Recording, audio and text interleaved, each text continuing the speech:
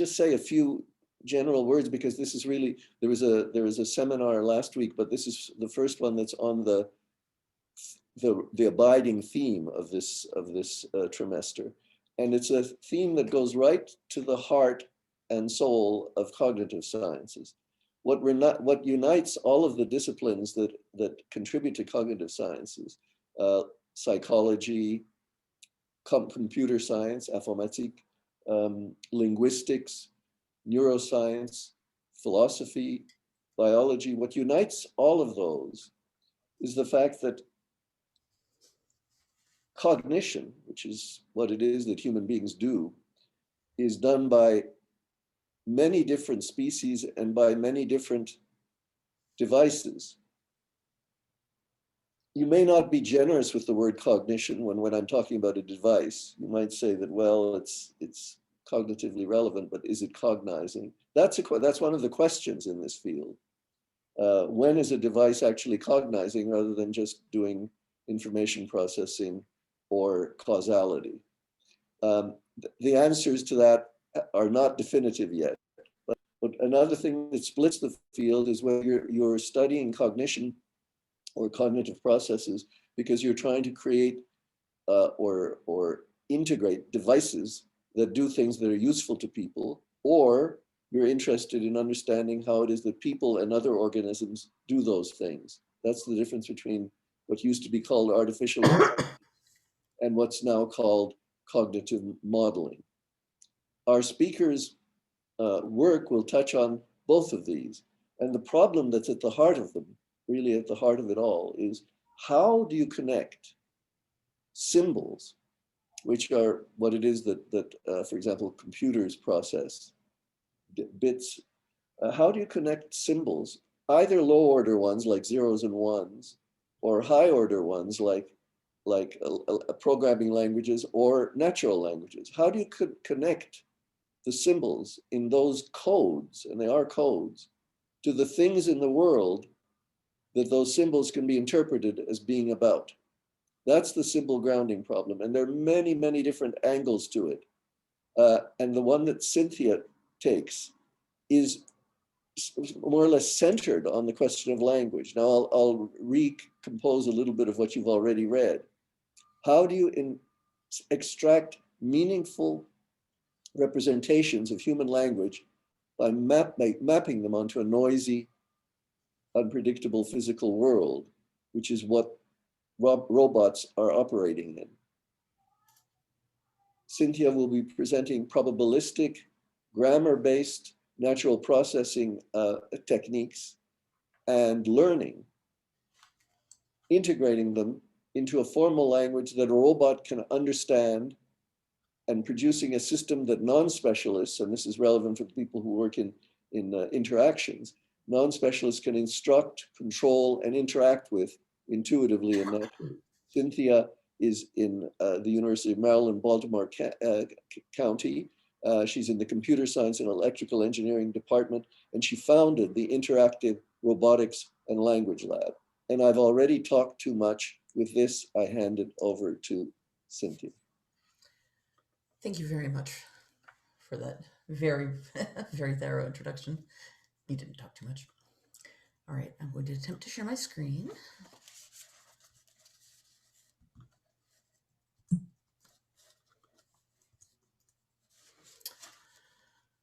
Yes, I had forgotten. I don't believe I can see the chat box when I'm in the mode of presenting slides. So what should we do as a solution? I think I can see it while you're presenting. Just let me check if I can still see it. Chat. But I do also encourage people to just blurt out. Okay, that's if you have a question and it hasn't been noticed, you can just say, I have a question, and Cynthia will either accept it or say, wait a little bit. And I'll mention it if I see it on the chat. I have the chat up for myself. Go ahead, Cynthia. Thank you. All right, so thank you very much indeed for having me. Today I'm going to talk about the language grounding problem, which is For me, very much a question of how can robots and computers in general perform useful groundings. So there's been a lot of work in this space recently for a number of related areas. And in this talk, I just want to call out a couple of insights for how computers can handle that problem and talk a bit about what's next.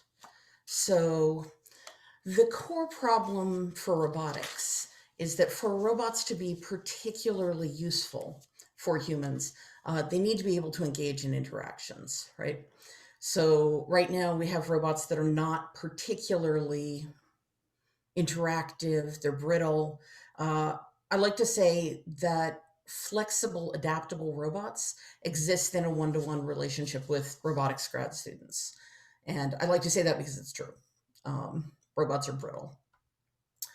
Language is an ideal mechanism for those interactions because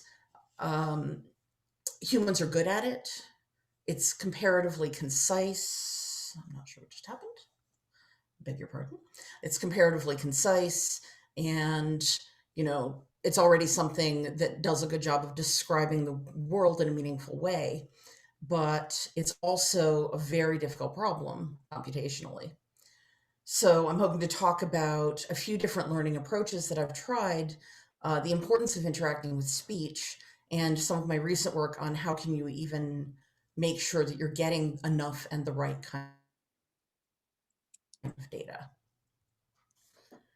So one of the key insights here is that collaborative interactions require some form of communication.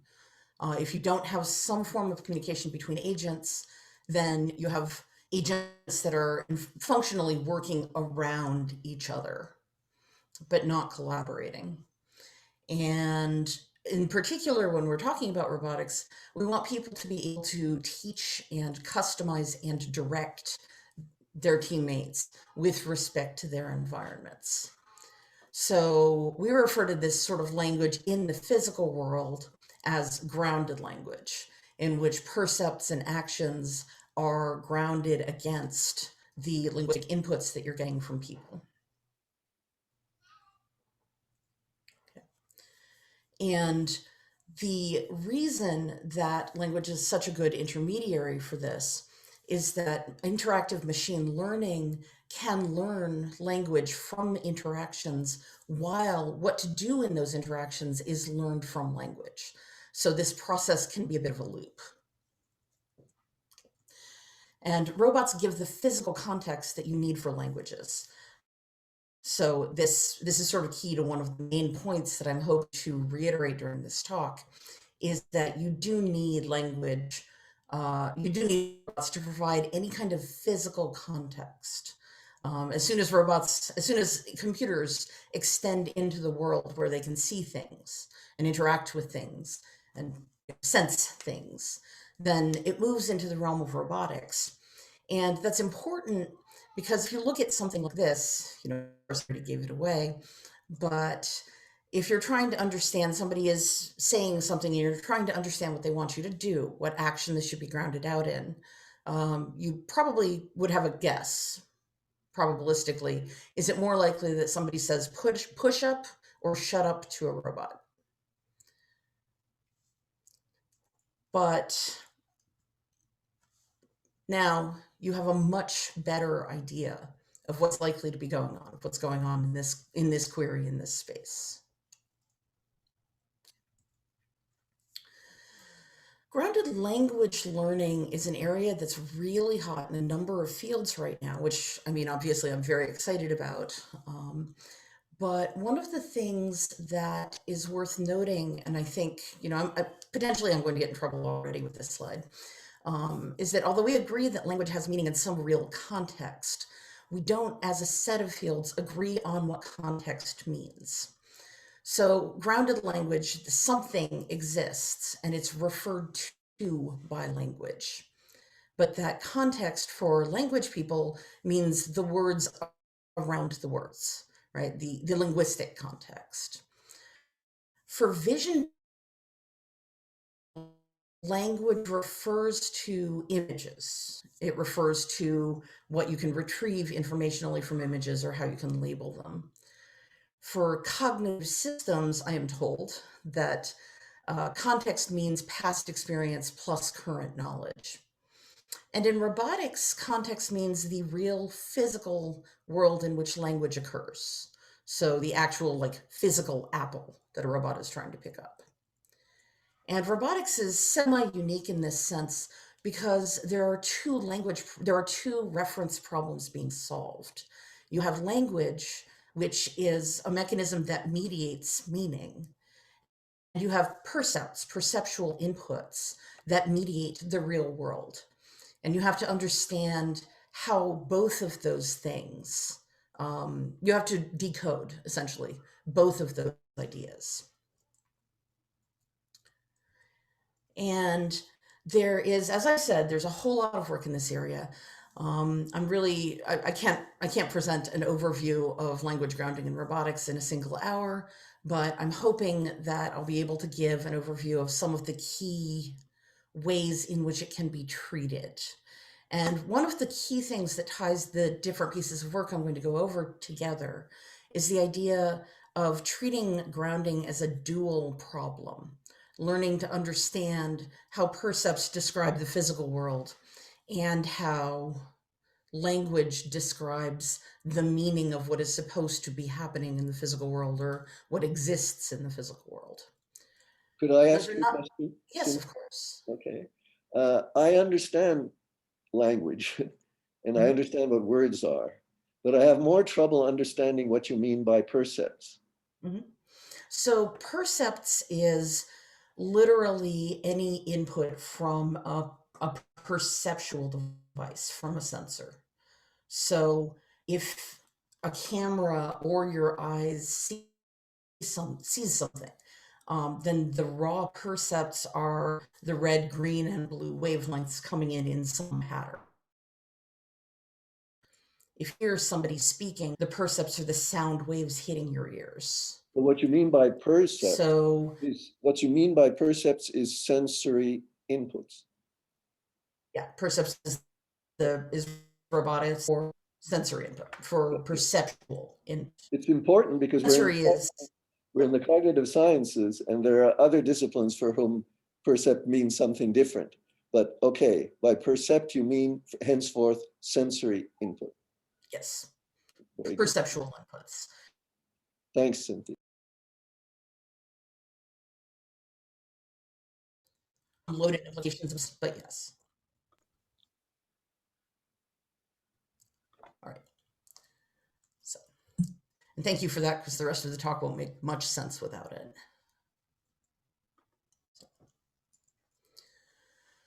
So one of the key insights I claim, one of the key ways to handle the question of grounding language into the physical world is treat language, well, it is the case that language and the physical world have some shared embedding. They are two different projections into reality of a thing that has real physical meaning, right? So this is an elaboration of what I was just saying. My slides are misbehaving and I do apologize. In that percepts are what you can perceive, but they are not the world itself, right? So if you're dealing with a coffee mug and you're looking at it, you're perceiving depth and color, but you are not actually perceiving the coffee mug in its raw state, sort of. This is akin to the concept of a platonic object. Whereas language, obviously you're not seeing the thing in its raw state. When I say the mug, you're performing some interpretation. But the insight that both of those refer to a single thing, that's what grounding is, means that physically grounded language and percepts have some shared embedding in what we would call a non-observable latent space, in a space where, although we cannot see it, we cannot have direct insight into it, these things connect. And if you treat it that way, then you can try to learn a single joint model of that shared multimodal embedding. So instead of trying to learn what words mean and separately how visual percepts translate into mugs, you can treat it as a shared problem in which the two have to coexist, have to align. So shared space embeddings and projections are, I think, we often have this sort of iceberg diagram. We see this bit at the top, we can't see this huge thing at the bottom. But I think the parable of the elephant and the wise men is more accurate, in which a group of blind men are asked to go investigate an elephant and come back and tell a king, traditionally, what it is. So they all go, do their best to perceive it with their limited perceptual capabilities. All perceptual capabilities are limited. And one of them comes back and says an elephant is like a tree. It's big and round and firmly rooted to the ground. And another comes back and says an elephant is like a rope. It's long and thin and flexible. And a third comes back and says an elephant is like a wall. And none of these is incorrect. Each of these is a partial projection into the perceptual space of the actual grounded thing, of the actual object.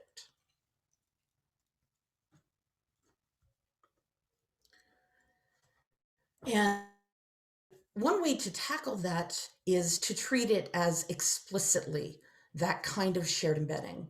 So manifold alignment is the process of trying to approximate some reality in which heterogeneous domains have some non-observable overlap. So if you have some reality and you've got speech on one side, somebody is talking about a mug, and an observed world, somebody is, you've got a set of percepts coming in, then in here somewhere is the thing that is required to coexist, required to be the same, because they refer to the same object.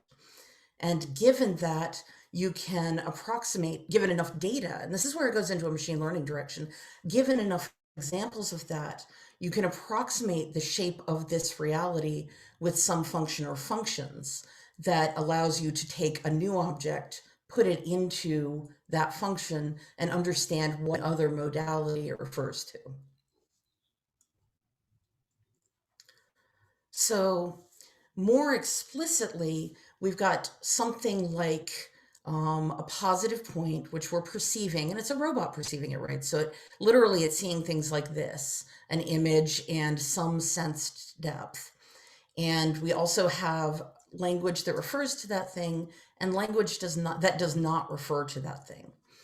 And we're trying to learn a shared function, function vision to language, FV, and function language to vision, FL, that correspond to one another and produce things in the same approximation of the space. So to be more explicit, which I think is more helpful, the idea is that you're forcing similar concepts from different domains together in some proposed space, while similarly forcing dissimilar concepts apart. And the proposed space that I'm talking about here, this manifold, is mathematically described, right? It's a function into which you can put new things or old things and get someplace in space. It's not necessarily in and of itself human understandable. So broadly speaking, the idea here is that you have input percepts coming from a robot and some positive thing that describes those input percepts. So someone described this as a red tomato on a plate. And somebody described something else in your data set as a white coffee cup. That's a negative example. It's an example of something that shouldn't be close to the thing that this anchor point, the thing that we're talking about. And it's key to note here that the anchor point is in perceptual space. The positive and negative examples are in linguistic space. So you're trying to find a mathematical function that forces positive to be close to the anchor and the negatives to be far from the anchor. And if you treat that as just a geometric manifold alignment problem, you can visualize the outputs by saying, okay, give me an n-dimensional visualization, in this case, two-dimensional visualization of where the data goes in the mapping that you've learned. So, and then you can use that to say, okay, here's a new thing. Where is it output in the map? And what can you do with it? Is that the correct interpretation of a human's intention? So we performed this task over a fairly large data set, something like 1,500 people describing 500 objects or so. And 10 randomly selected classes are visualized here. If I do more than that, it becomes quite difficult to see what's going on. But these circles here show individual classes. So the pink classes are a combination of tomato and it looks like they're almost exclusively water bottle. The brown classes here are food bags. And you can see that on the language side and on the vision side, these things are in fact very close together. So these are randomly selected staplers, cell phones, and randomly selected descriptions of them. And they do in fact form a picture that shows that these things are in the same space in the manifold. And beyond that, because my field is robotics, my question is not only, okay, does that seem like a good mapping, but also, does it work? And for me, does it work is pretty purely a question of, if you tell the robot to do a thing, does it do the right thing? And if it does the right thing, then the robot, for my purposes, understands the language. So this is an example of a sequence of things in which a robot is asked to solve, is asked to pick up an object or perform an action or something. In this case, it's picking up these objects, and how well it performs using, this is sort of traditional deep learning for grounding, is this dotted red line. And our new proposed manifold alignment methods are these blue and orange lines. And perfect behavior, the robot picks up everything you ask it to pick up, is in the bottom right. So we're outperforming current work on getting a robot to understand language well enough to perform a task. Okay. So this is intended as a way of both demonstrating that you can get a robot to understand, for some definition of understanding, what language means, simply by treating it as a shared embedding, simply by saying, okay, these things must be in some sense, some space that we can't see, must be close. They must have some joint meaning, without necessarily diving into what the language or the vision even are. Sorry. So I do have a before question that, about the please. mapping process between language and vision. Would you like to explain, please, more about the details behind the mapping process? Are there any semantic theories or just labeling association? This is purely association driven. For what I've described so far, you take existing language that you can featureize by saying these are the words in it, these are the sentence structures in it, these are the parts of speech that we are seeing. So syntactic deconstruction, but not semantic deconstruction. And saying these things co-occur with this object that you can see, with this visual thing that the robot is perceiving, feeling, seeing, sensing depth on, and so on. Co-occurring, it means we are in distributional semantic, I guess. Yes, and the reason I actually paused the slideshow is I wanted to ask if anybody wanted to pick a fight with me about defining understanding language as doing the right thing with it. Or rather, whether I've picked a fight with anybody by giving that definition. Because of course, it's not the meaning of understanding that we as humans use by default. But it is very much the case that it's a meaning of understanding that's hard to squabble with in terms of sort of a Chinese room problem, right? I am doing things based on your input that are the right things. You have no mechanism for knowing whether I understand them semantically or distributionally or what. And you have no idea, I have no idea about that for you. You have no idea about that for you. So, all right. Thank you. Can I add another question along those lines to your challenge? I can't quarrel with the idea that it's got something to do with doing the right thing. I think anybody who says that their notion of understanding is not in some way related to that is talking about something else.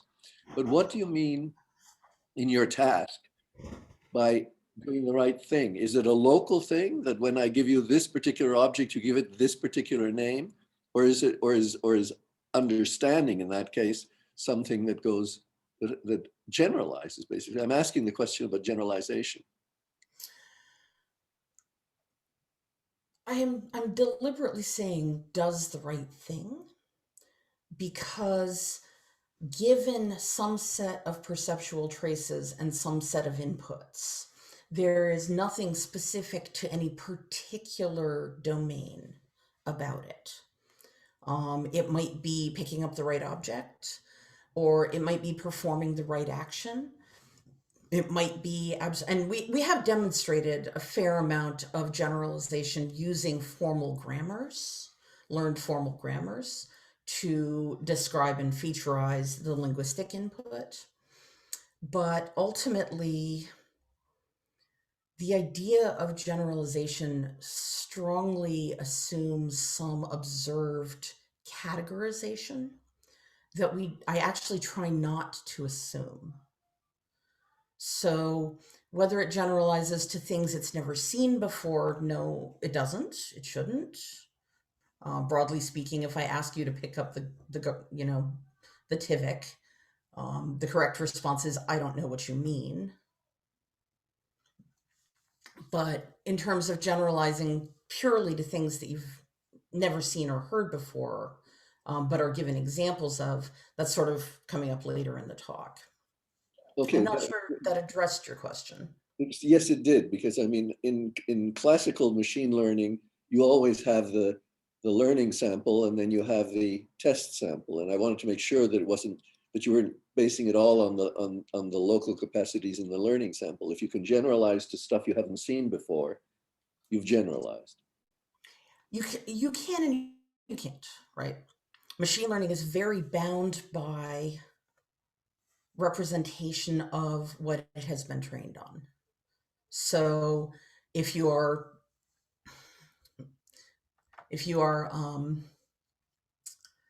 I'm sorry, I was just distracted by somebody trying to come in. If you provide a completely new concept with a completely new set of percepts, then machine learning, including this, tends to fall down.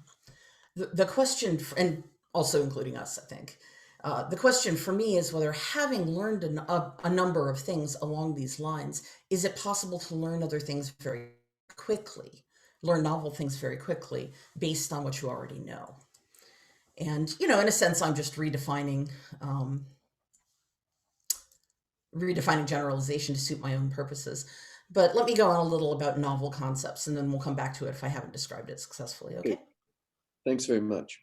Of course. So another way to consider language grounding, and this is the slide where I usually pick a fight with natural language people, is to say that language grounding bottoms out in being a classification problem. And of course that's not true, or at least that's a description of only certain classification and grounding problems or attempts.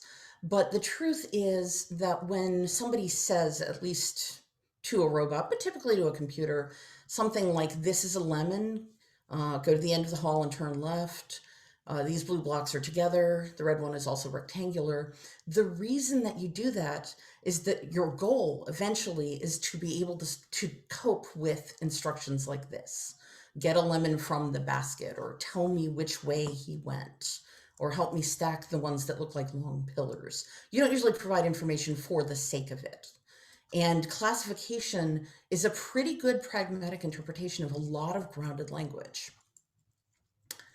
So if you treat that as a purely classification problem, then you can subdivide it into sort of a training problem where you've got natural language utterances with observed world context. You've got some kind of interaction that defines the overlap. So when you say, hand me the orange ball and point to something, the orange ball becomes the activity or the world trace that combines them. So your goal then is to learn classifiers that go from percepts to class memberships, and a parser that goes from natural language to some formal description. So something like, if you say, hand me the orange ball, there exists something that is orange in color and spheroid in shape, and I haven't included do something with it here. And those things in turn should subdivide viewed reality into categories so that you can ask whether those categories apply. So this is sort of the early grounded language approaches, but the biggest challenge there, and where my work started in this scene, is what if those formal concepts don't exist? So, okay, if you have a formal language that describes the world, you can learn how language refers to it. That's good. But if you have never previously considered things like orange or spheroid, if these are not concepts that you're familiar with, what do you do? Ideally, you don't just run completely aground as soon as you encounter something that wasn't in your training data. And again, this comes back to the idea of jointly modeling correspondences. So physically grounded systems see novel physical things, and there's some description of them. And you're jointly modeling perception and language to make a consistent world model where you say something like, all these blocks are yellow. You're pointing to these blocks here. And you learn that yellow corresponds to this world classification, this classifier that describes things in the world from the examples that you're given. So to give that a slightly more formal task description, you're given some visual input, and here it's labeled as ground truth. This really should be perceptual truth. Some language, and your goal is to generate a new classifier, create a formal expression that says something like, I don't actually, maybe it's a new color.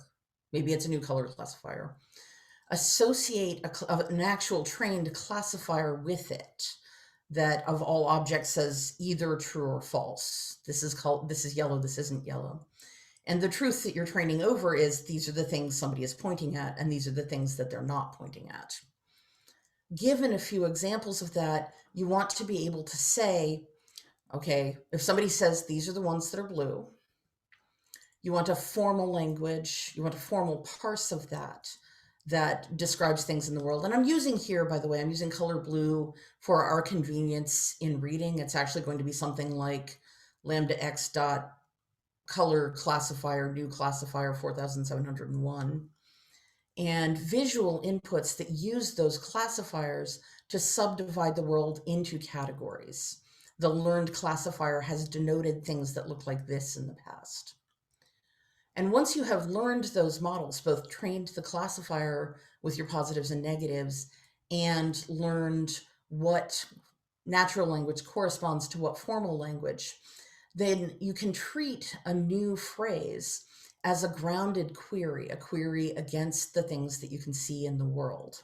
And hopefully, blue, you know that the word blue that you've encountered is associated with this classifier, and that is these things.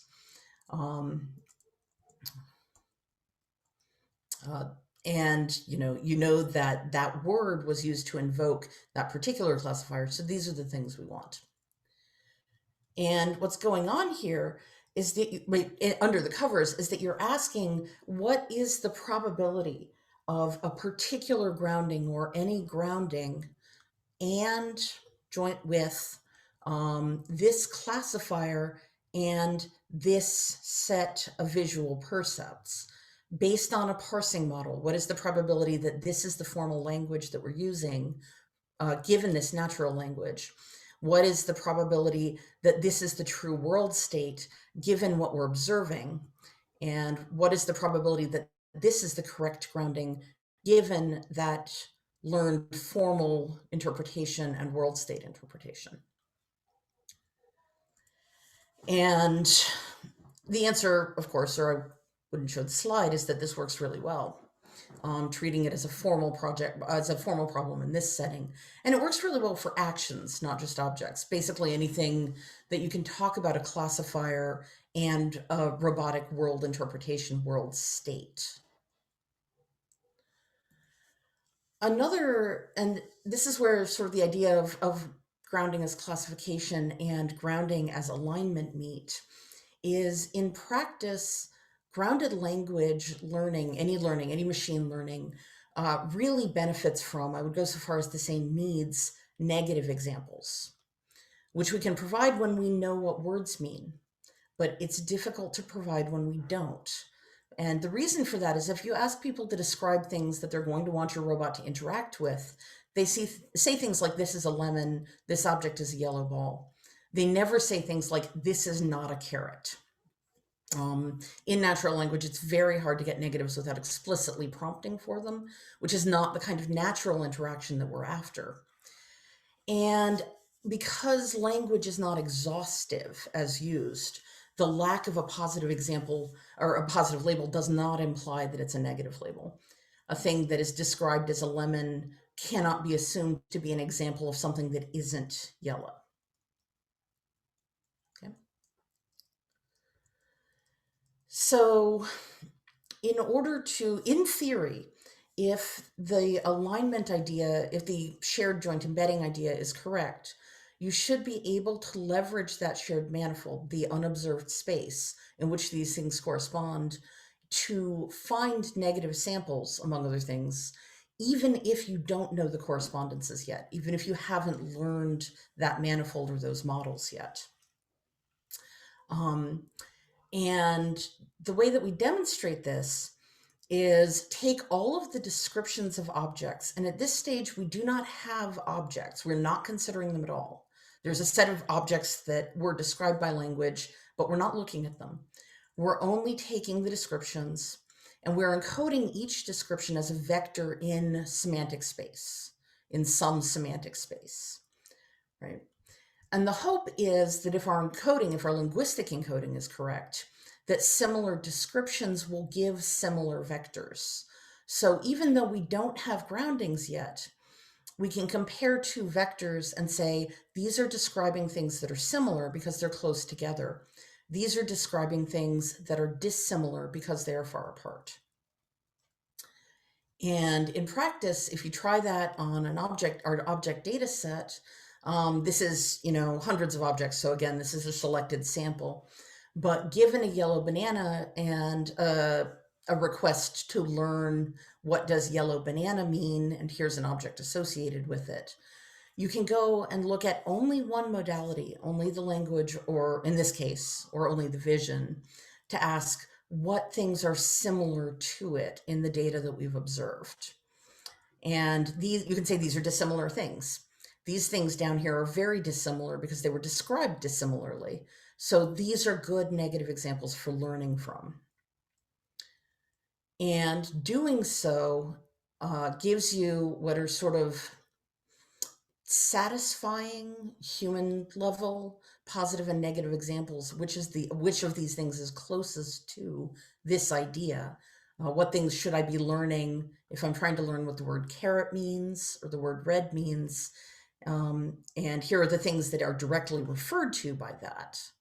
And on the right-hand side are things that we've determined are good negative examples for learning what red isn't, what a carrot isn't. And Again, for me, that works if it works when a robot is tasked to do things. So some common approaches to this in grounded language, since of course it's a standing problem, are either use all non-overlapping examples as negative examples. And the intuition there is just that most things aren't lemons. So that should work reasonably well. Or randomly choose some number of samples that aren't positively referred to and treat those as negatives. But in fact, trying to use some semantic interpretation, or rather some semantic embedding of the language to understand what things are similar and dissimilar gives you far better performance. And it gives you better performance because the shared joint connection does exist. You know, these things do refer to similar things in conceptualizing what it means to be a lemon or walking forward. So I'll pause and ask if that answered your question, Stephen, and raised questions in general before I move on. Are there other questions from anybody else? I don't want to be the one that's asking all the questions.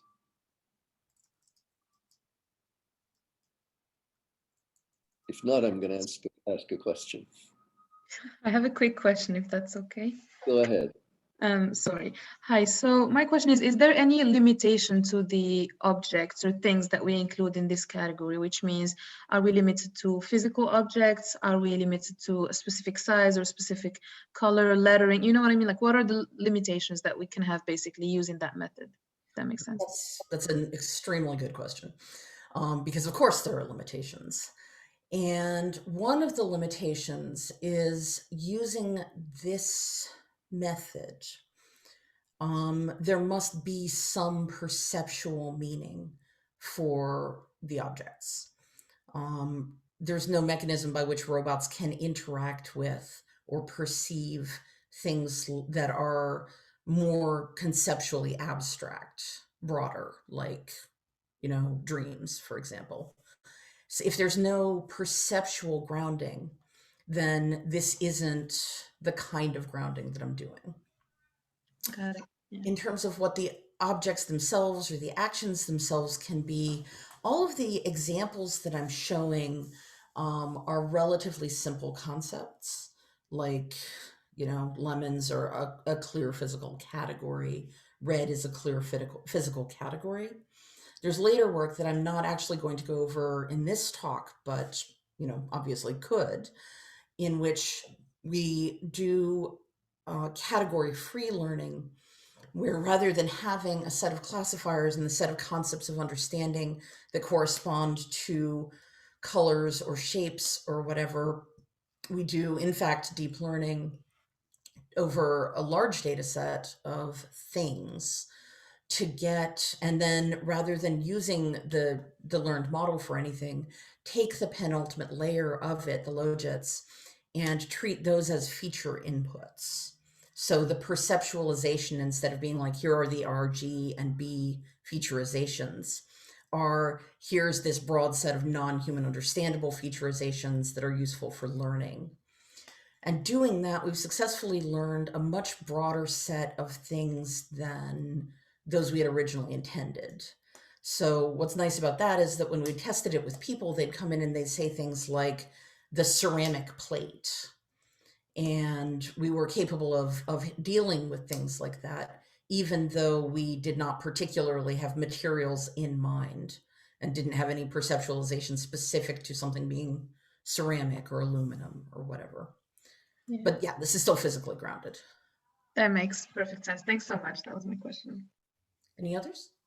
Yes, I have a question. It's kind of in the same realm, but it touches on embodiment per se. So physically grounded seems to mean externally grounded, but is there a sense in which interpretation relates to the specific affordance, and thus the physical grounding would be vectorized by the possibilities as well? Yes and no. There's nothing about what I'm describing that would make that particularly difficult. This is a multimodal learning approach that's learning and I'm sort of skimming over this by saying percepts a lot, but that's already learning from multiple different perceptual streams. Some addition of affordances, that is, given this physical grounding, what's physically possible, or what are the possible actions or visualizations that a robot can take, which is what I'm taking you to mean is affordances in the robotic sense. That can be another input stream. That can be another modal piece that is part of the perceptual trace, or rather is another mode in addition to the perceptual trace. That's the yes. The no is I'm not doing that. So I'm saying, sure, it can handle it. Comfortable in the knowledge that I don't have to produce a graph at this moment. Other questions? Stephen, perhaps go a little ahead. There'll be some questions at the end that we can ask. All right. So let's go back to this. So the next thing that I want to talk about, and thank you for that question, by the way, because this brings in the idea of additional modalities, is when computer scientists talk about grounded language, most of the people working in that space are talking about text. And textual language is not that much like speech. Speech has a lot of disfluencies and self-contradictions and repair. There's also interlocution difficulties, like dealing with anaphora, references back to previous things, the dialogue and timing of having two agents talking to each other. And I think the typical response to that, or at least my typical response to that for a long time, was I'm just waiting for automatic speech recognition to catch up. We're working on text right now because sooner or later, Google or somebody will be giving us text, and we'll just work with that. But the problem with that, there are multiple problems with that. One is it's not there yet.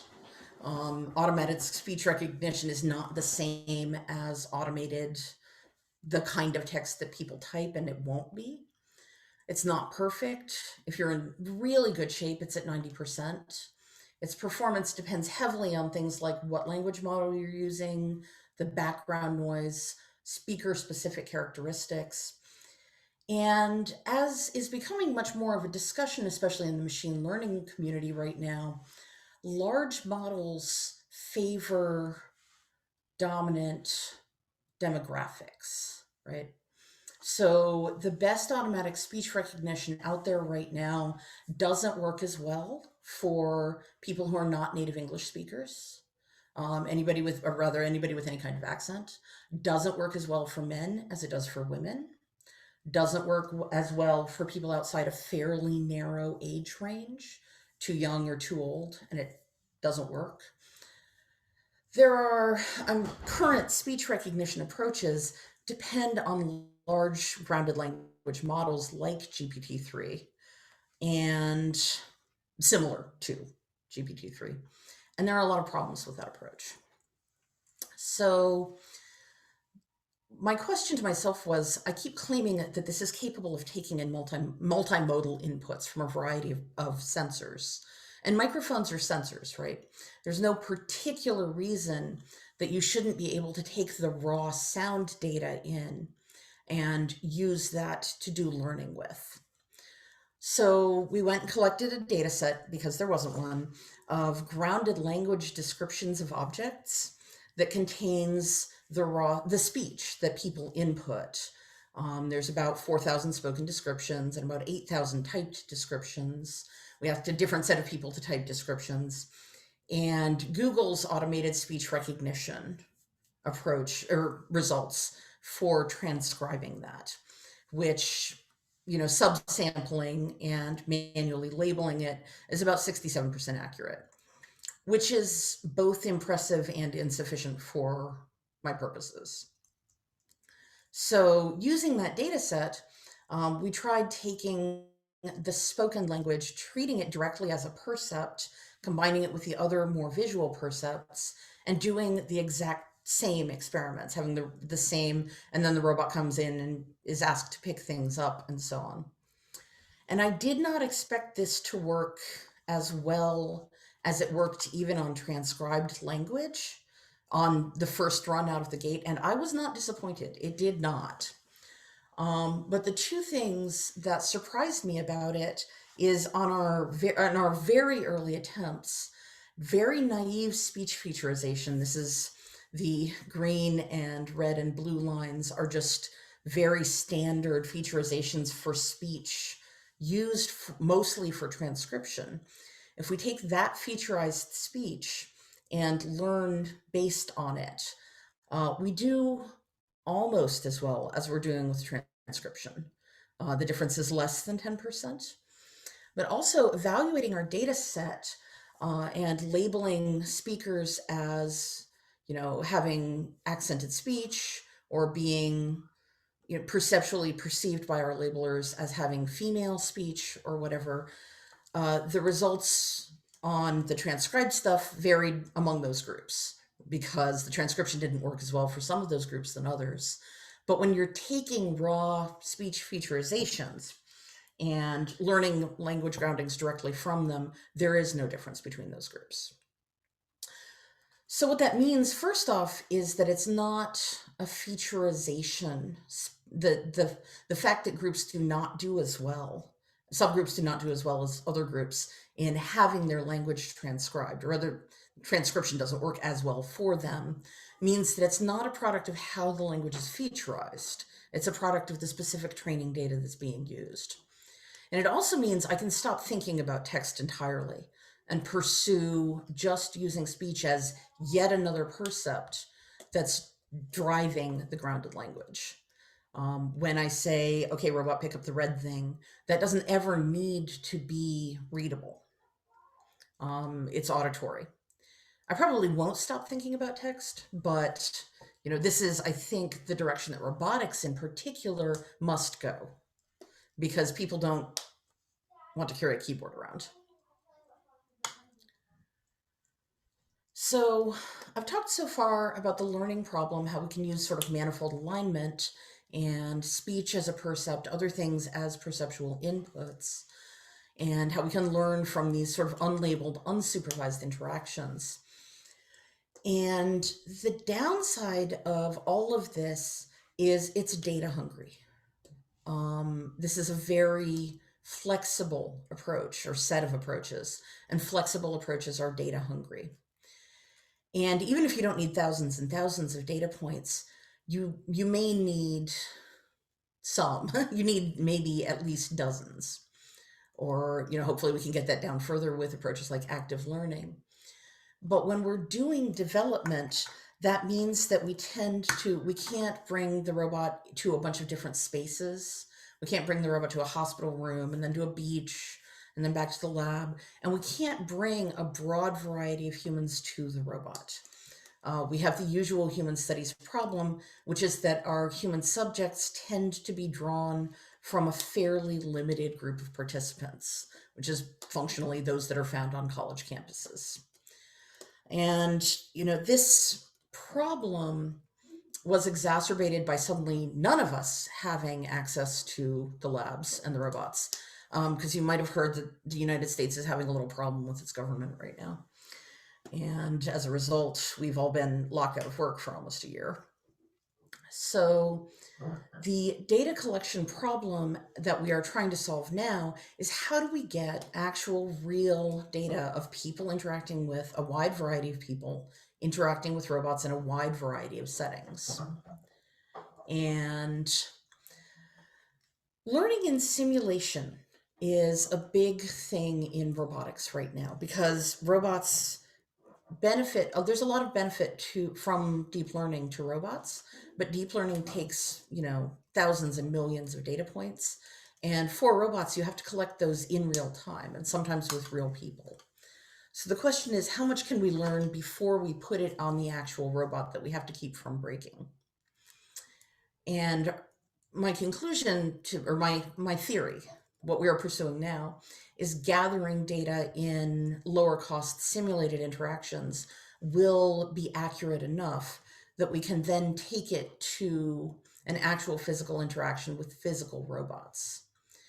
And these sim-to-real approaches are very widespread in robotics right now, as I said, but they are mostly for learning things like grasping and how vision works and how objects fall down.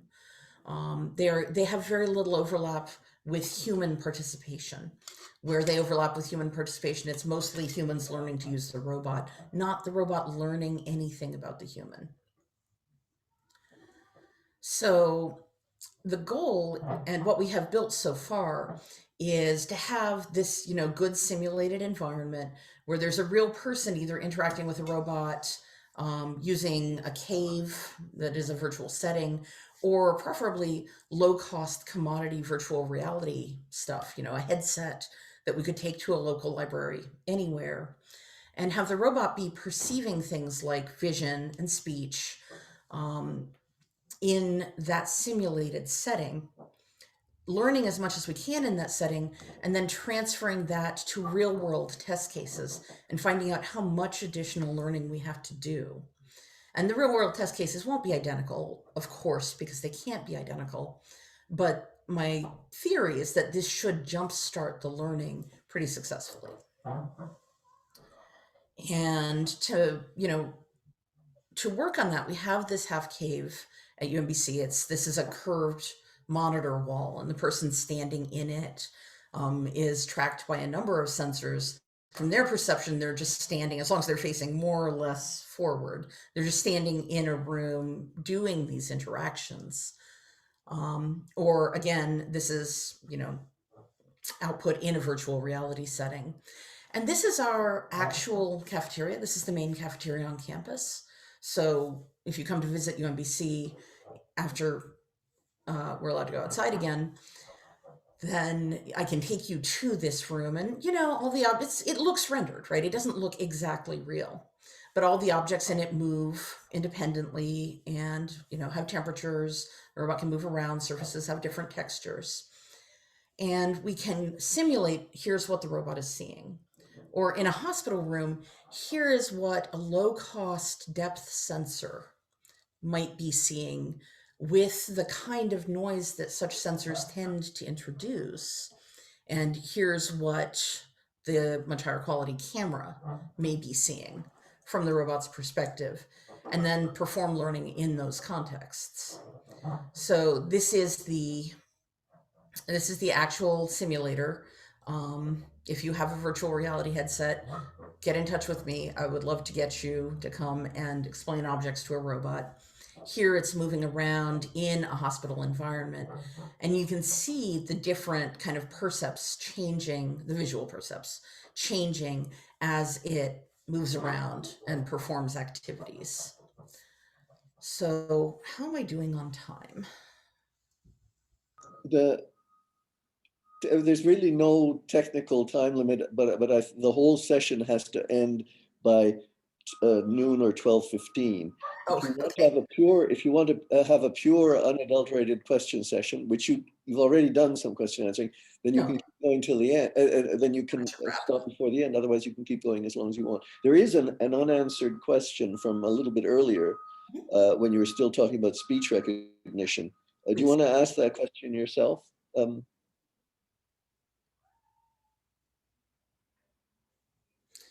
You have the capacity through this speech recognition to do some sentiment analysis, tying into social assessments of physical objects or grounded reality, and tying that into goals.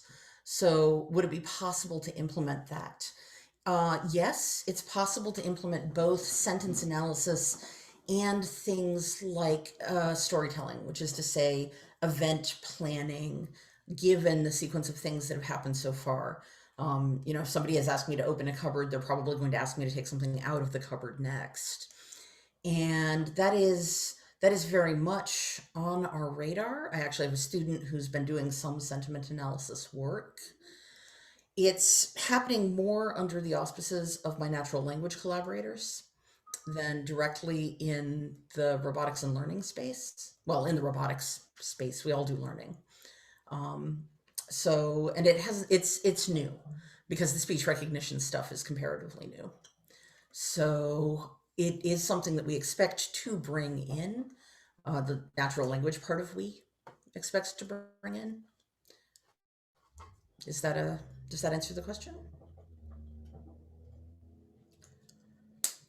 All right, what I'm going to do is skip the final video and go ahead and, actually, I think I may have nothing left but a slide that says, thank you, do you have any questions? And of course, I haven't done any of this work in a vacuum. I've done it with amazing collaborators and amazing students. So thank you very much for giving me time to talk about this. I hope that was a very high level flyover of a very large body of work, and I'd be delighted to take any questions at all. Okay, with that, thank you very much. First of all, we can applaud virtually. I would like to ask people who are going to ask questions to politely turn on your faces as well. It's much more human if we see who's asking the question. Assuming that's feasible for you. If you can, yeah. I'll kick off the questions, but anybody can join in with the questions whenever you like. I have a basic question about the distinction between inputs. We've now agreed that there are inputs which are sensory and there are inputs that are linguistic or verbal, and objects and features. Mm-hmm. Objects have features. Object can be words, in which case there's no question over here. A word is a word, and word may have features, it may have phonemes or whatever. But if the object is a physical object and there's a sensory input from that physical object, and then there's sensory input from its features, how do you sort of integrate that?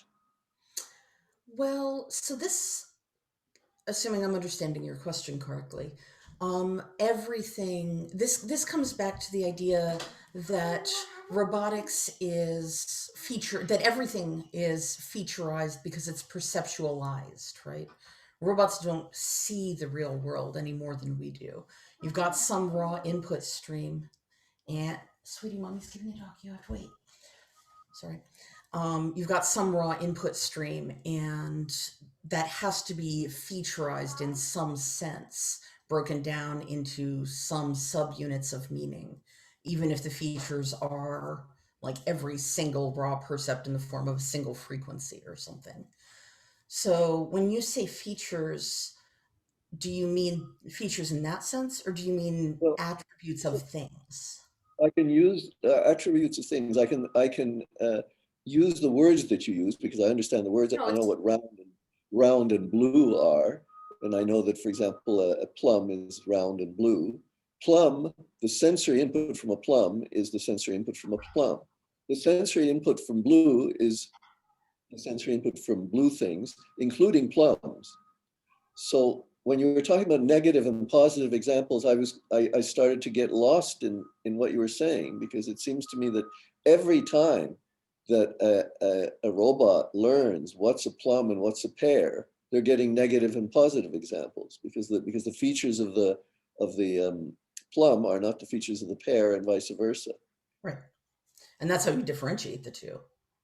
Right, the plums and pears have some similar features, but some different features. And the features that differentiate them are what make them plums versus pears. So you can't learn on, you will get into trouble if you try to learn on too simplistic a featurization. If you try to learn what a plum is based on nothing but color, for example. Could you define what a featurization is? A featurization is taking some set of input data and turning it into more processable units. So, for example, if you have some string, I want to go to the store. To do machine learning over it, you don't put the string into your machine learning system. You extract characteristics of it, like it's a simple noun phrase, and it's got the word store in it, and it's got the word go in it, and those are a verb and an action, and so on. You extract some set of semantic, syntactic, take your pick, information about it, and which are referred to as features. So the fact that the word store occurs is a feature that is either positive or negative for every sentence, right? The fact that there's a noun and a verb in it is positive or negative. The fact that there's a noun in it is positive or negative for any sentence, and similarly true for verbs. So that's sort of featureization rather than trying to take something without doing any pre-processing and do learning over it. You do some initial interpretation step. And similarly with vision, this is not what you would actually do, but camera input is very large, right? You've got millions of pixels and each of them has an associated numerical value that's red, green, or blue. So if you're trying to learn what colors are, you might featureize that by breaking it up into tiles, maybe 16 blocks of image, and for each of those blocks, averaging the red values, and then averaging the green values, and then averaging the blue values. And then you've got 16 times 3 features for that describe that image. So it's some kind of pre-processing, and it can also be something like featureize it by feeding it through a classifier that tells you if there's one or two different objects in the image. And then a feature is how many objects are in the image.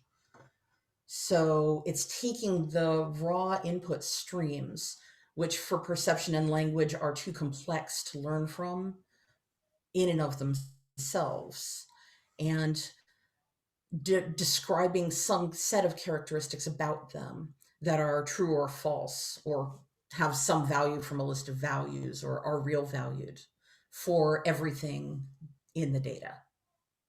Okay, thank you very much. Let's see if there are other questions. Go ahead. Sorry, I'm taking a lot of space. Featurization, I mean, I understand the issue that some people might have with a priori nature of featurization that makes it so that we always get lower and lower and lower. Because you're working with robots, is functionality something that allows you to define featurization as a sort of optimization function? Not really. In a sense, if you throw a bunch of so this is part of what deep learning is really good for, right? You can throw a bunch of raw data, not featureized data or loosely featureized data, into a machine learning system and into a neural network based system and hope to get something meaningful out. And when I was talking about category-based learning, what I was saying is, or category-free learning, what I was saying is that you can take some layer of that neural network when it started learning the weights and values of different things that we don't know what they are because the neural networks are opaque, and use those directly as features feeding into something. But you cannot both use features as an optimization function that you are trying to optimize and learn something from those features. One of those, it has to be, that would be cyclical. So if you were trying to learn an optimal featurization over a data set and then perform the learning that lets you perform well on that data set, it would have to be iterative. And featurization itself is not mechanical enough to be iterative. Things like, oh, I should run a part of speech tagger over this sentence is not in a mechanical list of now run through all possible features.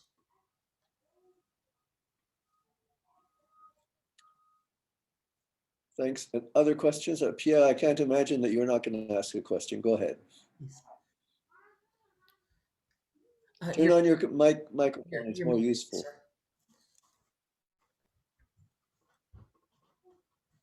Doesn't want to come on. Okay. I guess it is on now. Sorry. A bit louder. Could you raise your volume?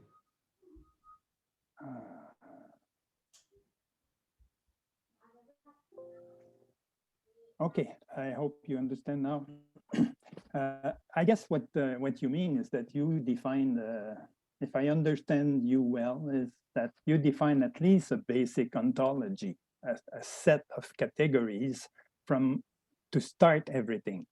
To, I don't know, if you can define blue, yellow, red, green, and you have to say at least that these are colors, and that's already some kind of basic categorization.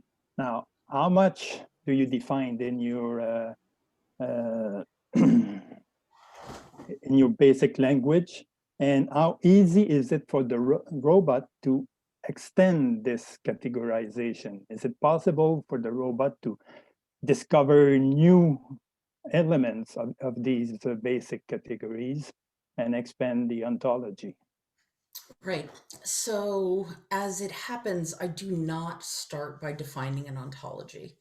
I clearly skipped the wrong project when trying to figure out how to cram everything in.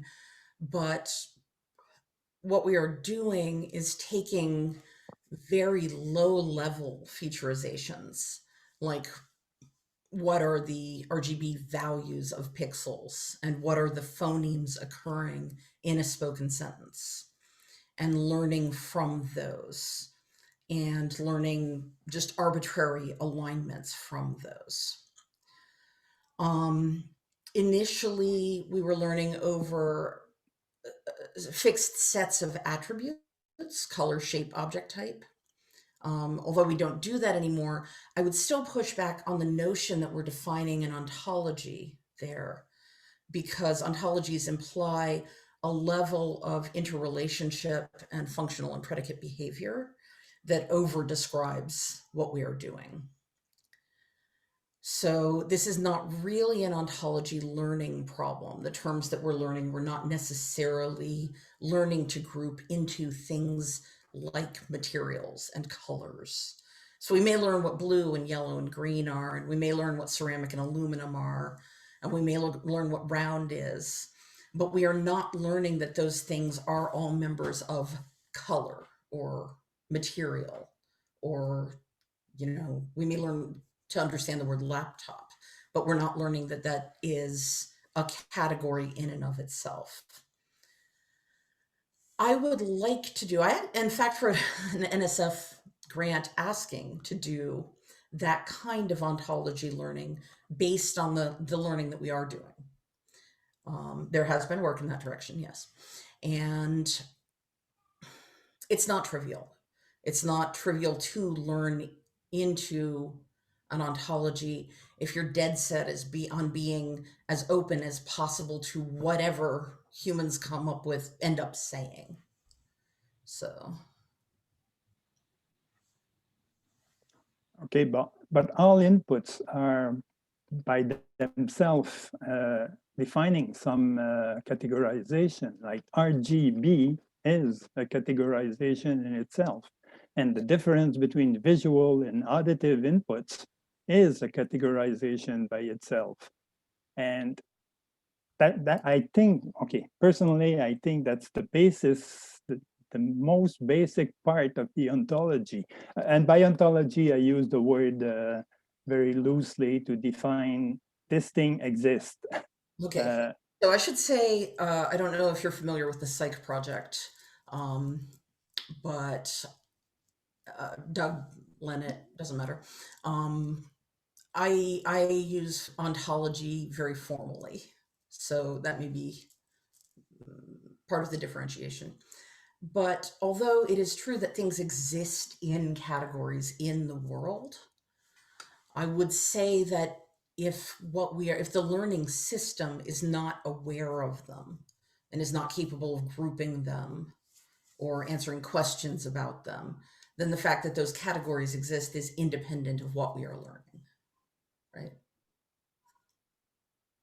So if I've got a whole bunch of features that are not human meaningful, which is actually true, and we're learning individual concepts from, see, this hurts me because I would like to be learning into an ontology. It's a weakness of the system that we're not, And arguing that we are not hurts my feelings, but we're not. But isn't learning, understanding, exactly building knowledge? And the only way to model knowledge is to build an ontology. Okay, I'm going to work backwards from the sentence. The only way to model knowledge is from building an ontology. No, it isn't. It is building an ontology is a very effective way of modeling certain kinds of knowledge, but statistical models still model knowledge, right? They still perform testing as well on testing or better on testing than ontology-based systems that are trying to determine understanding. And saying, and this kind of comes back to the whole, like, can you really prove that something understands something? Yeah. You cannot. But ontology-based systems are not the only way to demonstrate performance on understanding tasks as we have them. Learning can exist. I am fond of saying that if you don't have an ontology somewhere in your AI system, then you do have an ontology, but it's implicit and probably badly thought out. But it is not part of the learned model here. Okay, could you show the slide again where you beat deep learning by a lot and explain how you did it? What beat what? Sure. Well, deep learning is a, oh wait, I'm not sharing my screen, am I?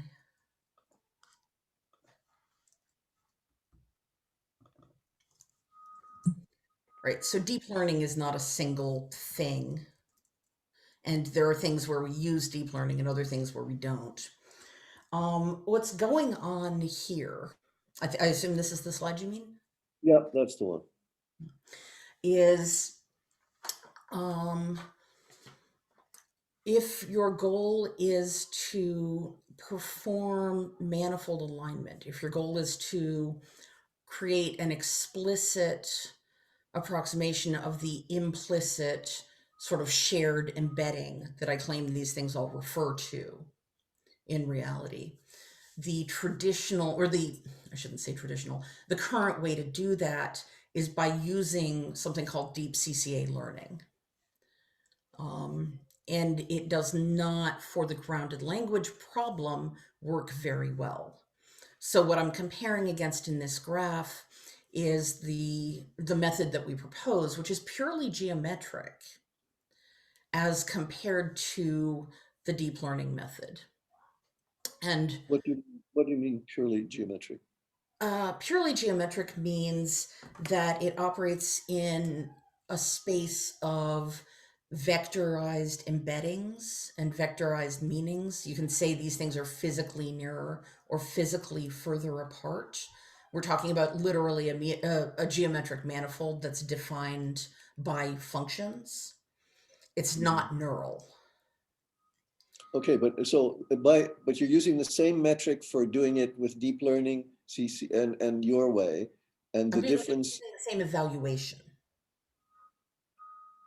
And so, if you had to say in a sentence what it is that you're doing better, your way, what is it actually? What am I doing better? Well, in order to get the difference in performance. What I would say is that deep learning is not the right tool for this problem, for this particular problem. And the reason I would say that is if you're not doing deep learning right now, you have to say that. Like, I'm a machine learning person, right? For the last 8 years, deep learning has been like our new toy. It's like we've got this new shiny hammer, and machine learning for the last 8 years or so has consisted of walking around hitting things with it to see what works. But in this case, a simpler, older geometric method, when applied to this language grounding task, doesn't work as well as state-of-the-art deep learning approaches.